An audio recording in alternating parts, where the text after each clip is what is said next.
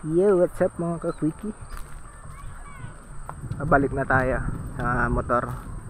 Yung motor namin na nalunod kanina. Ito guys, so yung daan dito sa may pila. Dinaanan na ng tubig nung binagyo. Ayan, puno. Mga tumba. Wala nang daan guys, papasok. Hindi na makakadaan yung mga tricycle nyo, motor.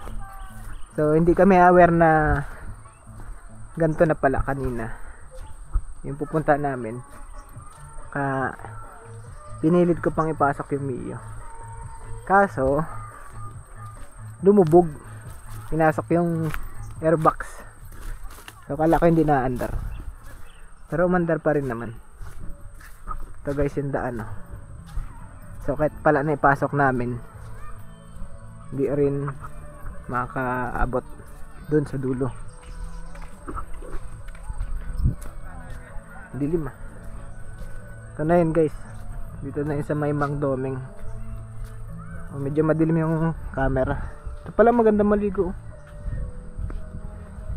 malinis din. Diba ang daming punong nasira. Dito na yung daan dati, dinaanan din ng tubig. Yung pansin nyo guys, ah.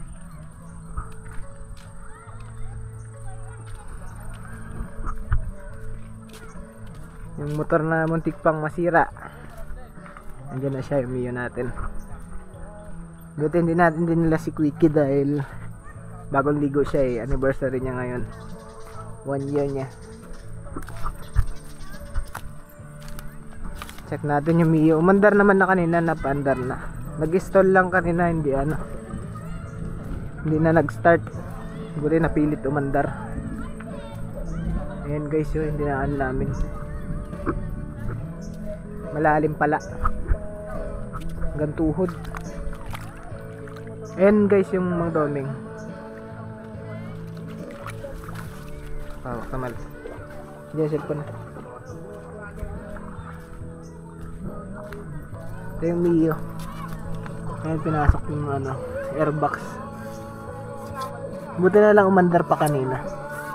So babalik ko na lang yung air filter. Ito tinabi ko. Yun lang guys. Ito lang kami nila Ivan. Kakabit ko lang to, tapos diretso na kami. Ride safe, huwag niyo akong gagayahin.